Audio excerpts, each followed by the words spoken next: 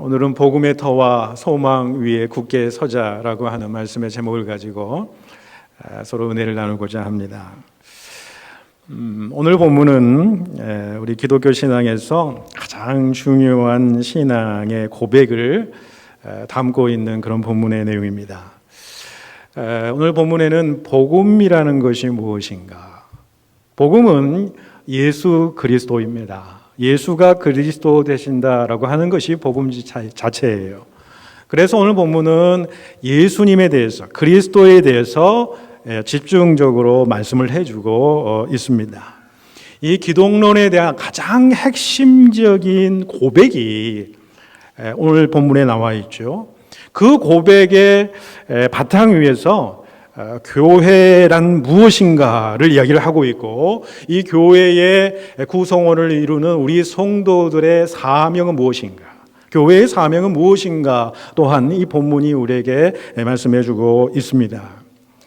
자, 오늘 말씀은 조금은 딱딱한 교리적인 설교가 될 수도 있겠습니다만은, 그러나 오늘 본문에서 우리가 고백해야 될 이 기독론은 너무나도 중요한 사실입니다. 우리가 때로는 음식도 딱딱한 음식을 먹을 때가 있습니다. 그 가운데 영양가가 많이 있게 될 때에 그것을 잘게 잘라가지고 빻아가지고 이렇게 천천히 음미하면서 그 음식을 먹게 될 때 영양가가 내 몸에 섭취되듯이, 오늘 말씀은 좀 딱딱한 말씀일지는 모르겠습니다만은 사실 한 구절 한 구절 오늘 말씀의 본문의 내용은 우리가 그리스도인으로서 삶을 살아가는 가장 큰 이유, 예수 그리스도에 대한 고백이 그 가운데 남아 있습니다. 그래서 한 구절 한 구절 여러분이 오늘 말씀을 들으시고 또 집에 가셔서 늘 묵상하시면서 한 구절 한 구절 바라보시면서 그 말씀이 바로 내 삶의 믿음의 고백이요, 내 삶 속에서 확신 있는 그러한 입술의 고백이 될 수 있기를 소망합니다. 사도 바울이 이 골로새서를 쓰게 된 이유가 무엇입니까? 이 골로새서의 가장 큰 주제는 예수 그리스도의 충만함이라 이렇게 볼 수가 있어요. 그러니까 골로새서의 가장 중요한 핵심적인 요소는 그리스도를 어떻게 바라볼 것인가, 그리스도란 누구인가, 그리스도란 누구이기에 우리에게는 어떤 의미로 다가오는가라는 것을 말씀해주고 있는, 집중적으로 이야기를 해주는 책이 이제 골로새서라고 하는 것이 있지요. 이 골로새서를 이렇게 기독론적인 점에서 강조하고 있는 특별한 이유가 있습니다. 그것은 이 골로새서가 쓰여진 우리의 배경을 잘 이해할 필요가 있습니다. 여러분, 골로새 교회는 소아시아에 있는 교회 중에 하나죠. 그러나 누구에 의해서 세워졌는지 정확히 알 수가 없습니다. 확실한 것은 사도 바울에 의해서 세워진 교회는 아니다라는 것이죠.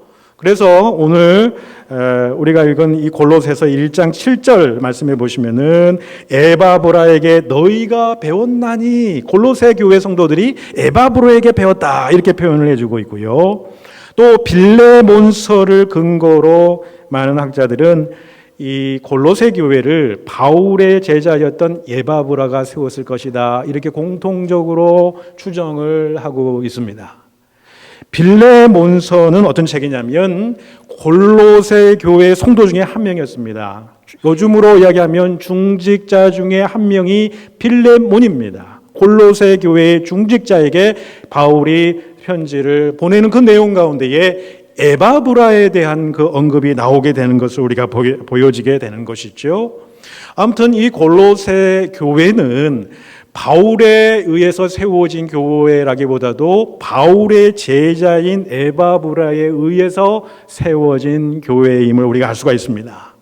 자, 그런데 이 골로새서를 쓰고 있는 당시에 에바브라가 어디에 있었냐면 지금 바울과 함께 로마의 감옥에 지금 갇혀 있습니다.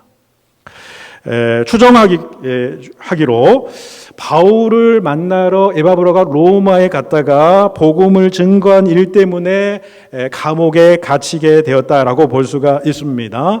그 로마에 갇힌 그 감옥에서 쓴 책이 이 골로새서인데, 그 감옥이라는 것은 지하 감옥이 아니라 말하자면 가택연금과 비슷합니다. 로마에 의해서 재판을 받기 전까지 2년 동안 그 가택연금을 받았는데, 그 가택연금 받는 그 상황 가운데에 어떻게 됩니까? 에바브라도 똑같이 바울을 만나러 왔다가 감옥에 같이 갇히게 된 것이죠. 그래서 빌레몬서 1장 23절에는 나와 함께 그리스도 예수 때문에 갇힌 에바브라가 그대에게 무난하노라 그래요. 나와 함께 갇혔다 그래요. 그런데 그 에바브라가 이 골로새 교인들에게 무난한다라고 이야기를 하고 있고요. 골로새서 4장 12절에서는 그리스도 예수의 종인 너희에게서 온 에바브라가 너희에게 무난하노라 이렇게 이야기를 하는 거예요. 그러니까 에바브라에 의해서 이 골로새 교회가 세워졌고, 지금 그 에바브라는 로마에서 사도 바울과 더불어서 가택연금 상황에 같이 갇힌 자로 있으면서 서로에 대한 이야기를 많이 했을 거예요. 그래서 에바브라는 이 골로새 교회에 대한 상황들을 아주 자세하게 상세하게 바울에게 이야기를 했을 것입니다. 그 이야기를 듣고 이 바울이 골로새 교인들에게 권면하는 글을 쓴 책이 바로 우리가 읽은 골로새서다라는 사실을 우리가 보게 됩니다. 자, 이 에바브라에게 이 골로새 교회의 상황에 대해서 들어봤더니, 이 골로새 교회는 이단들이 들어와서 교회를 어지럽히고 있었다라는 사실을 그가 알게 되지요. 많은 성도들이 여기에 미혹됐습니다. 그래서 복음에서 멀어지고 있었다라는 것이죠. 이 골로새 교회의 이단들의 주장은 이러했습니다. 골로새서 전반에 나와 있는 이야기입니다. 예수님은 하나님의 아들이 아니시라는 거죠. 하나님과 동등된 그 신성을 갖지 않은 분이다. 예수는 그저 도덕적으로 완벽한 사람이다. 그런 이 헛된 거짓된 철학과 속임수가 그 교회 안에 들어오게 되고, 그것을 듣고 많은 성도들이 미혹을 당했다는 거죠. 예수 그리스도가 하나님의 아들이시면 그들 믿지 않았어요. 세상에 훌륭한 사람 중에 한 분, 성인 중에 한 분이라고 생각했어요. 가만히 생각해 보면요, 2000년 역사를 통해서 오늘날까지도 예수를 하나님의 아들이라고 고백하지 못하고, 예수님은 4대 성인 중에 한 명이다, 도덕적으로 완벽한 삶을 살았던 그 사람이다라고 고백하고 믿는 사람들이 여전히 우리 가운데 있다라고 하는 사실을 우리가 보게 되죠. 또 한 가지, 이 골로새 교인들이 천사들을 숭배하는 그 사상에 빠지기도 했다라는 것을 우리가 보게 되고, 구원을 받으려고 한다면 할례를 행하여야 한다고 하는 유대주의자들의 그 생각에 빠져서 허우적거리고 있는 교인들의 모습도 보여지게 되고, 자, 이게 참 너무나도 많은 이런 이단 사상들이 그 교회 안에 범람했다라는 거죠. 굉장히 큰 문제점을 가지고 있었어요. 예수 그리스도와 순수한 복음을 잃어버린 그런 상황이었습니다. 이런 상황 속에서 기독교 복음의 핵심과 정수에 대해서 변증하는 글을 이 골로새서에서 쓰고 있다는 거예요. 그 중에 기독론, 예수 그리스도에 대한 기록을, 변증을 집중적으로 하고 있는 아주 중요한 책이 우리가 읽은 본문에 많습니다는 거죠. 자, 그러면 우리가 꼭 기억해야 될 이 바울이 이야기하는 복음의 핵심이 무엇이냐라는 것이죠. 두 부분으로 크게 오늘 본문을 이야기 나눌 수 있는데, 먼저 13절에서 17절까지 말씀해 보면 그 복음의 핵심이 드러납니다. 먼저 우리가 13절, 14절을 우리가 함께 같이 읽겠습니다. 자, 시작. 그가 우리를 흑암의 권세에서 건져내사 그의 사랑의 아들의 나라로 옮기셨으니 그 아들 안에서 우리가 속량 곧 죄사함을 얻었도다. 여러분, 이것이 복음이라는 거예요.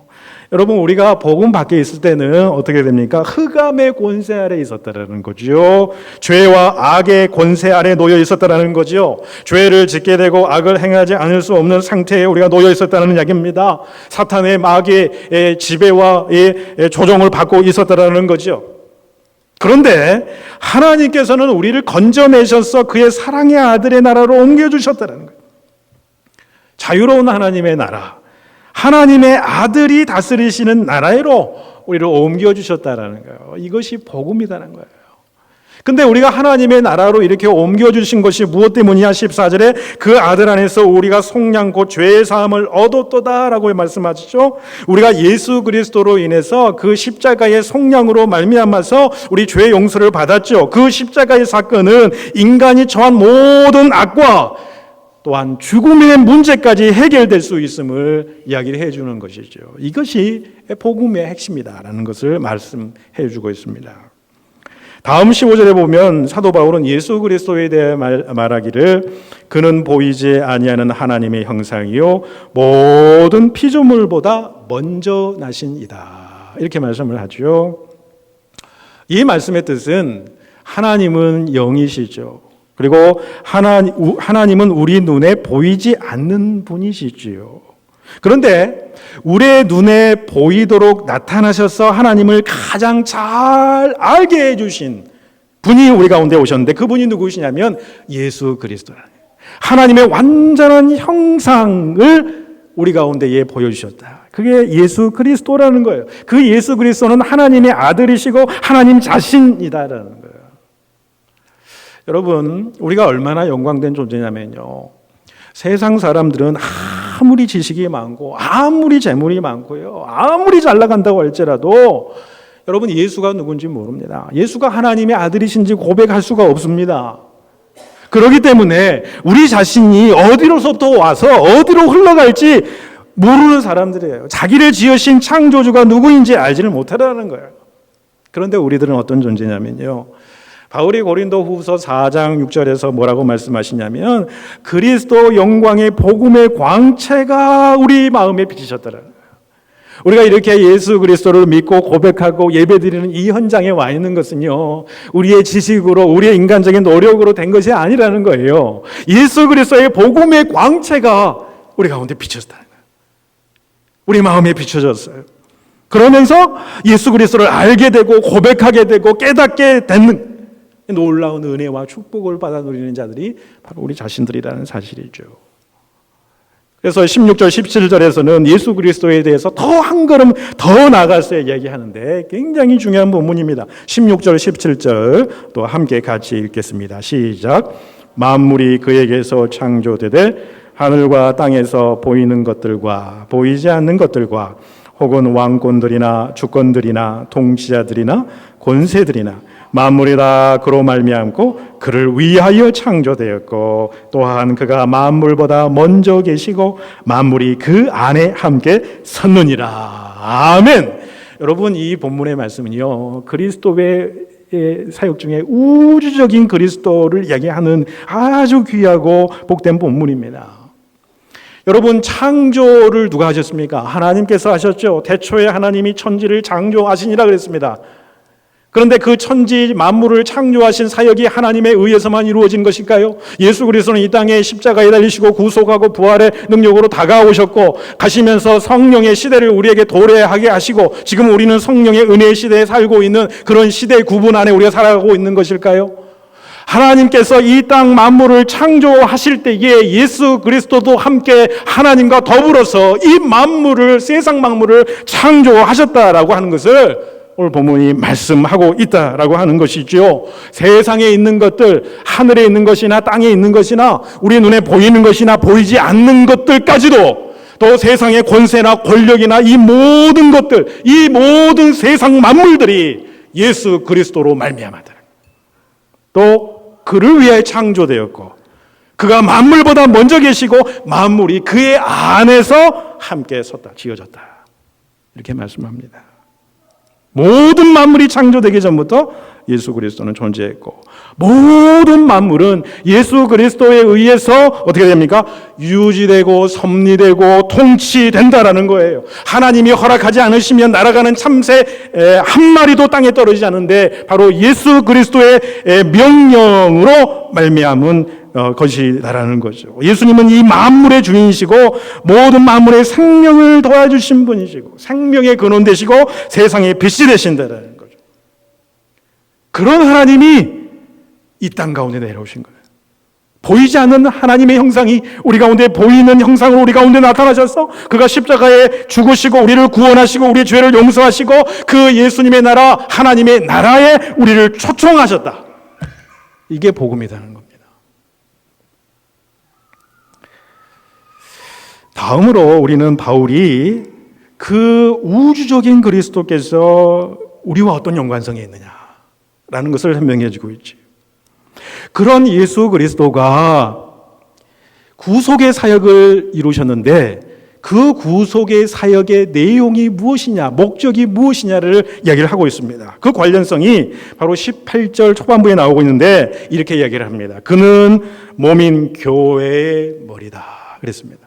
예수 그리스도가 이 교회의 머리가 되신다라고 하는 그런 말씀이죠. 바울은 인간의 신체, 즉 머리와 몸의 관계를 통해서 예수 그리스도와 예수 그리스도와의 교회와의 관계를 설명하고 있는 것입니다. 여러분, 머리와 몸이 따로 분리될 수 있습니까? 머리 따로 몸 따로 있을 수 있습니까? 그렇지 않지요. 여러분, 우리의 몸은 머리의 지시를 받는 거죠. 통제를 받는 것입니다. 동시에 머리의 지시와 명령을 수행하는 실제적인 기관이 뭡니까? 우리의 몸이라는 거예요.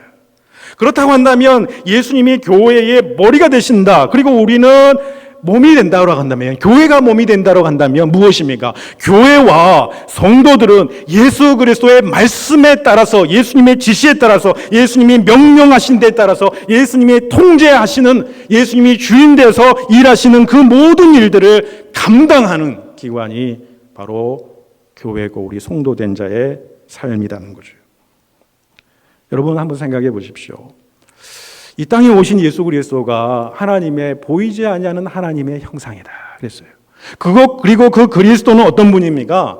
온 세상 우주 만물입니다. 온 우주 만물을 창조하시고 그 만물을 통치하시고 섭리하시고 다스리시는, 그리고 그 모든 만물이 그리스도를 위하여서 있다고 존재한다고 이야기를 합니다. 그리고 그 그리스도가 교회의 머리가 되신다고 한다면 교회는 얼마나 영광스럽고 존귀한 존재냐라는 거예요. 세상 가운데에 교회만큼 영광스러운 기관, 조직체가 없습니다. 왜요? 이 모든 우주 만물을 창조하시고 섭리하시고 나아가시는, 모든 정사와 권세와 모든 것들의 주인 되시는, 그것들을 섭리하시고 함께 행하시는 그 예수 그리스도가 주인 되시는 곳. 그게 그 그리스도가 교회의 머리 되셔서 그분의 구원의 놀라운 사역을 이루게 하시는 곳, 여기 교회라는 거예요. 우리가 생각하는 교회는 때로는 연약해 보일 수 있습니다.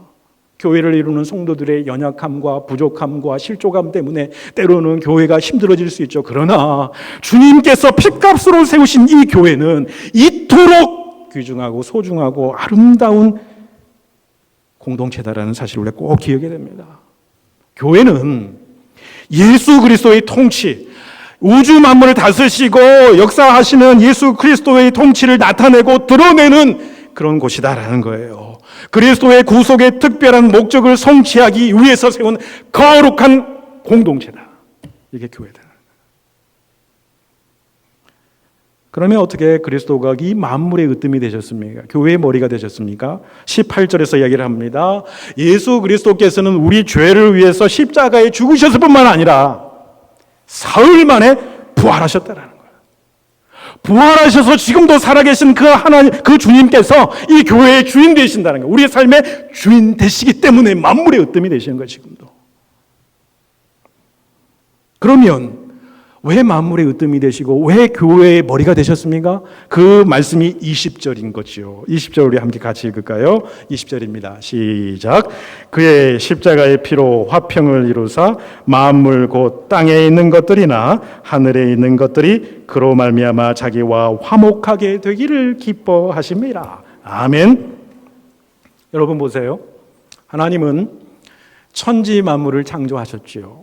창세기 기사에 보면 하루하루 천지 만물을 창조하시면서 그 창조물을 바라보시면서 내가 보기에 심히 좋더라, 심히 아름답도다. 하나님이 창조하신 세계는 너무나도 훌륭하고 너무나도 아름다운 그런 세상이에요. 그리고 하나님은 그 모든 우주 만물 가운데 인간을 가장 아름답게 귀하게 창조하셨어요. 왜? 하나님의 형상대로 인간을 창조하셨기 때문이에요. 하나님의 형상대로 창조된 인간은 하나님과 영적인 교제와 교통을 나눌 수 있는 그러한 존재로 창조가 되었어요. 하나님의 그 샬롬과 그 평화의 세계는 무엇이냐면 창조주 하나님이 피조물된 인간과 더불어서 서로 교제하며 교통하며 나아가는 그러한 화평의 관계로 이 세상을 만드셨다는 거예요. 그런데 어떻게 됩니까? 죄악이 들어오게 됩니다. 인간의 죄악이 들어오는데 그 죄악이 무엇입니까? 하나님을 하나님 되게 하지 아니하고 인간이 하나님 자리를 넘은 거죠. 선악과를 따먹으면서 내가 하나님의 자리에 올라가리라고 하는 그 인간의 교만이 사탄의 유혹에 넘어가면서 어떻게 됩니까? 하나님과의 평화로운 관계가 깨어져 버리죠. 하나님의 관계가 완전히 단절되어 버립니다. 하나님의 형상이 일그러져 버리게 되는 거죠. 그런데 여러분, 여기까지는 우리가 많이들 알고 있습니다. 그런데 여러분, 우리가 범죄함으로 말미암아 하나님과 인간 사이가 관계가 깨어져 버렸어요. 하나님 형상이 어그러져 버렸어요. 그런데 이뿐만이 아니라고 성경은 이야기를 하고 있어요. 인간의 범죄로 말미암아 하나님이 만드신 피조물도 함께 저주를 받게 됐다. 그렇게 이야기를 합니다. 창세기 3장 17절 18절의 말씀에 보면 땅은 너로 말미암아 아담의 범죄로 말미암아 저주를 받았다 그래요. 그러면서 땅이 네게 가시와 엉겅퀴를 내게 할 것이다 라고 말씀을 합니다. 그러면서 이 모든 하나님이 창조하신 피조물도 하나님의 아들들이 나타나는 때를 기다린다라고 했어요. 그걸 사도 바울이 뭐라고 표현합니까? 로마서 8장 19절 이하에 피조물이 고대하는 바는 하나님의 아들들이 나타나는 것이니 라고 이야기를 하면서 22절에 보시면 피조물들이 다 이제까지 함께 탄식한다는 거예요. 인간만 탄식하는 것이 아니라 함께 피조물도 함께 탄식하고 함께 고통을 겪고 있는 것을 우리가 아나니라고 이렇게 이야기를 하고 있습니다. 그런데 예수님이 십자가에 죽으신 것은 인간과 하나님과의 관계를 회복시키는 것도 있지요. 그러나 자연과의 관계, 세상에 존재하는 모든 것들도 하나님과 원래 창조하신 그 화목의 관계로 회복하기를 원하시는 하나님의 구원의 계획이 십자가를 통해서 이루어졌다. 이 점을 우리가 꼭 놓치지 말아야 된다는 것입니다. 자, 그렇다고 한다면 이러한 하나님의 구원 계획에 따른 교회의 사명, 성도의 사명은 너무나도 분명한 것이 아니겠냐라고 하는 것이죠. 복음을 전파하지요. 그래서 인류를 하나님과 화목하게 만드는 예수 그리스도의 복음을 전파하는 이 가장 중요한 일이겠지요. 그런데 이 일 외에도 또 중요한 일은 무엇입니까? 세상에 있는 모든 만물과도 화목하게 하는 것이 중요하다는 거예요. 세상의 정치나 사회나 종교나 자연 등 어떤 영역도 외회가 없습니다. 왜? 하나님은 예수 그리스도는 어때요? 모든 만물이 예수 그리스도 안에서 지어졌다라고 하잖아요. 예수 그리스도를 위해 존재한다고 그러잖아요. 그러니까 모든 삶의 영역들은 하나님의 뜻에 맞추어서 하나님을 섬기게 하는 것, 하나님의 원래에 만드신 그 관계대로 회복하게 만드는 것, 이것이 여러분 구원의 예수님의 십자가의 사역의 방향이라는 거예요. 그것이 교회의 사명이에요. 그것이 성도된 자의 사명이요, 그것을 행하는 것이 성도된 자의 영광이에요. 왜? 하나님의 구원의 역사를 예수 그리스도의 십자가 구속을 통해서 이룬 일들을 만물이 화해하게 하는 데에 우리가 쓰임을 받는 거죠. 랭돈 길키라고 하는 신학자가 이런 말을 했습니다. 중요한 말이라고 저는 생각하는데 구원에 대해서 얘기를 합니다. 구원이라고 하는 것은 영혼의 내적인 평안이고 다른 사람과 건강하고 진정한 관계를 맺을 수 있는 능력이며 주위 세상과 이웃을 향한 창조적인 관심으로 정의될 수 있다. 오늘 골로새서의 그리스도에 대한 고백이 그대로 담겨져 있는 해석이라고 저는 생각을 합니다. 우리의 구원의 문제는 우리의 영혼의 문제예요. 우리가 구원을 받았어요. 영혼이 자유함을 누립니다. 하나님의 나라에 살게 된 그 우리 영혼의 자유함을 누리고 천국을 소유하게 된 놀라운 역사를 우리가 받았어요. 놀라운 은혜지요. 그런데 구원은 거기서 멈추는 것이 아니라는 거예요.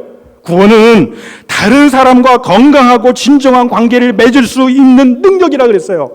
우리가 구원을 열심으로 여러분 이루어가라. 두렵고 떨림으로 너희 구원을 이루어가라. 이렇게 말씀하지 않습니까? 여러분, 구원이라는 게 무엇입니까? 내가 받은 예수 그리스도로 인한 영혼의 구원뿐만 아니라 내 주변의 사람들과 화평한 관계로 들어가는 거죠. 하나님이 원하시는, 하나님이 기뻐하시는 그 관계로 들어가는 거죠. 반목하고 질시하고 질투하는 관계가 아니라 다른 사람과의 관계의 회복을 하나님께서 원하신다. 그것이 우리의 구원을 이루어가는 일이라는 거예요. 영혼의 구원이 중요한 것만큼 그것도 중요하다는 거예요. 더 나아가서 주위의 세상과 이웃을 향한 창조적인 관심으로 나아가야 된다는 거예요.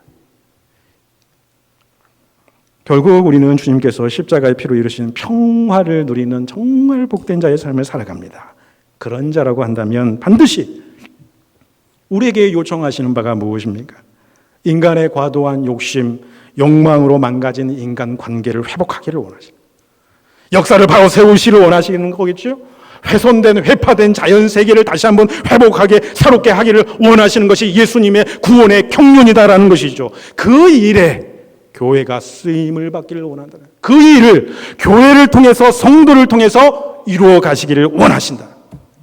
그 말씀을 꼭 기억해야 됩니다. 그래서 기독교 신앙은요, 사적인 영역과 공적인 영역이 구분되지 않습니다. 이원론적으로 우리의 신앙을 바라봐서는 안 돼요. 내가 구원받았어요. 예수님한테 구원받아서 그 놀라운 구원의 은총과 자유함을 누려요. 담대함을 누려요. 근데 그것이 내가 사회생활 할 때에, 내가 이 세상 가운데 살아갈 때에 어떤 모습으로 표출되느냐, 이것도 굉장히 중요하다는 내용이에요. 그것이 분리되지 않는다는 이야기예요. 내가 예수님한테 구원받고 축복받았으면 돼. 세상 가운데서는 어떤 자리에선지 내가 축복받는 자리로 올라가기만 하면 돼라고 하는, 그것은 예수님의 공공성을, 예수 그리스도의 기독론, 우주적인 기독론, 만물을 화해하고 평화하시고자 하시는 그 하나님의 그 복음을 저버리는 행위다라는 것이죠. 우리의 신앙은 개인적인 영역에서 머물러서는 안 돼요. 공적인 신앙이에요. 공적인 신앙. 한국 초기 개신교회는 그런 공적인 신앙의 능력이 있었습니다. 그때의 교회는 세상에 대해서 좋은 영향력을 끼치는 교회와 성도들이었어요. 단 1%도 안 되는 그 기독교인이었지만은 한국의 어떤 이 상황 속에서 빛과 소금의 역할을 감당했던 그런 교회였다, 성도였다라는 거예요. 사회의 신분 차별과 남녀 차별을 없앤 것이, 그렇게 앞선 것이 이 교회였다라는 거예요. 왜? 복음이 그렇게 명령을 하니까. 국채보상운동, 물산장려운동, 금아편운동, 공장 폐지 운동 등이 교회를 중심으로 일어나게 됐어요. 독립운동도 교회가 주도적으로 합니다. 독립운동 대표 중에 33인 중에 16명이 기독교인인 것을 보면 알 수가 있는 거죠. 그런데 지금의 한국의 개신교에 대해서 들려오는 소식들을 보면 참 안담하다라는 생각이 너무나도 비참합니다. 본래 기독교와 또 그 신앙이 가지는 공공성이 있지요. 공적인 신뢰도가 무너져 내리는 그런 상황들을 우리가 접하게 됩니다. 그것도 개신교 내에서 자정 능력이 상실이 되니 오히려 예수를 믿지 않는 세상 사람들이, 한국의 그 사회가, 세상의 언론이 한국 개신교에 대해서 메스를 드러내는 이 참담함의 상황까지 내몰리게 된 것은 너무너무 가슴 아픈 일이죠. 극도의 이기적인 개교회주의가 판을 치고 있고요. 성과주의, 성장주의, 복음을, 교회를 이기적인 욕심과 욕망의 실현을 위한 수단으로 삼아내는 그러한 일들이 벌어지고 있다는 거죠. 극심한 이기주의, 극심한 개교회주의, 우리 교회만 좋으면 된다, 우리 교회만 잘 되면 된다, 한국교회 다른 상황에 대해서는 생각할 필요도 없다라고 하는 그 극심한 이기적인 개교회주의가 한국교회를 망치고 있다라고 하는 사실을 우리가 보게 된다는 거예요. 여러분, 이 극심한 개교회주의는 악마적인 것입니다. 왜 그러냐면 교회를 나타내는 4가지 중요한 특징, 속성이 뭐냐면 영어로 one, holy, apostolic, catholic church라는 거예요. 교회의 본질은 무엇이냐면 하나의 거룩한 사도적인 보편적인 교회다라는 거예요. 개교회는 개교회의 특성을 가진과 동시에 공교회의 특성, 공공성을 반드시 드러내야 되는 거예요. 이게 원래 기독교 신앙이다라는 사실을 우리가 보게 됩니다. 우리는 더더욱 하나님의 한국의 이 모교회들을 위해서 기도해야 될 줄로 압니다. 더 나아가서는 한국교회뿐만 아니라 이민교회들을 생각하면, 또 우리 교회를 생각하면서, 또 이 교회를 이루는 우리 성도들의 우리의 삶을 우리가 바라보면서 정말 오늘 말씀처럼 예수 그리스도께서 그의 값비싼 그 십자가의 피로 이루시고 확증하신 구원의 놀라운 계획을 이루는 선한 도구가 우리 자신들이 모두 되어야 될 줄로 믿습니다. 만물의 창조주이시고 섭리자 되신 주님, 그분께서 모든 만물과의 관계를 회복하시고 새롭게 하시고 이 땅 가운데 하나님의 나라를 이루려고 하시는 그 구속의 역사, 그 역사를 우리네 삶 속에서 이루어 나가기를 소망합니다. 그러니 여러분, 우리는 어떠한 형편에 있든지 간에, 그래요, 한국교회가 지금 좋지 않은 그런 상황에 있어요. 그것 때문에 내 믿음이 흔들려서야 되겠냐라는 거죠. 내 삶이 악조건 속에 있어요. 믿음이 좌절되는 그런 상황에 있어요. 그러나 그것 때문에 내가 이 복음의 확신 가운데, 믿음의 확신 가운데 흔들려서는 안 된다라고 하는 사실이에요. 그것이 23절에서 우리에게 고민해 주는 말씀이에요. 너희들은 믿음이 거하고 타워 위에 굳게 서서 복음의 소망에서 너희들을 흔들리지 말아야 할 것이다. 주님 우리에게 말씀해 주고 있는 거죠. 아프리카 선교의 아버지라고 불리는 데이비드 리빙스턴 선교사님이 평생을 걸쳐서 아프리카 선교에 매진을 하죠. 말년에 옥스퍼드 대학에서 명예 박사 학위를 받게 되고, 그곳에서 수많은 학생들이 모인 자리에서 연설을 하게 되는데, 그 가운데에 그 아프리카의 선교 현장 가운데 수많은 어려움들, 그런 경험들을 서로 이야기를 해 주었습니다. 수많은 죽을 고비들을 넘긴 그런 이야기들을 해 주었습니다. 그 당시 그의 오른팔은 이미 사자에게 물려서 불구가 되어 있는 그런 상황이었습니다. 연설을 다 마치고 한 학생이 이 선교사님에게 질문하죠. 선교사님, 어떻게 그렇게 힘든 생활을 이겨낸 비결이 도대체 무엇입니까? 그러자 리빙스턴이 잠시 주춤하더니 생각하면서 이렇게 대답을 합니다. 특별한 비결은 없습니다. 그저 내가 세상 끝날까지 너희와 항상 함께 있으리라고 하는 주님의 말씀을 붙들었습니다. 그분의 십자가가 나를 끝까지 붙들고 있었을 뿐이었습니다. 이렇게 대답하더라는 거예요. 믿음의 반석, 복음의 소망에서 흔들리지 않았다는 거예요. 흔들리지 않았다. 여러분, 우리 인생의 모든 문제를 해결하는 답이 어디에 있습니까? 오직 예수 그리스도에게만 있는 줄로 믿으시기를 바랍니다. 그분 만물을 창조하시고 만물보다 먼저 계시고 만물이 그 안에 함께 섰고 그 만물이 그리스도를 위하여 존재한다는 거예요. 인생의 역사와 세계의 모든 역사의 흐름과 세상의 권세와 정세, 모든 것들을 섭리하시고 인도하시고 이끌어가시고 하나님의 나라의 완성을 향해 그분이 이끌어가시는 이 구속의 역사, 감당하신 그 예수 그리스도, 그분만이 우리의 인생의 해답이 된 줄로 믿습니다. 여러분, 사도 바울이 고백했던 것처럼 우리가 살아도 주를 위해 살고 죽어도 주를 위하여 죽나니 그러므로 사나 죽으나 우리가 주의 것이로다. 우리의 존재의 근거가 만물의 으뜸이 되시는 예수 그리스도 우리 주님에게 있다는 사실을 다시금 확신하시기를 바랍니다. 그리고 흔들리지 않는 복음의 소망을 붙드시고 승리하시는 저와 여러분 될 수 있기를 간절히 축복해 드립니다. 기도드리겠습니다.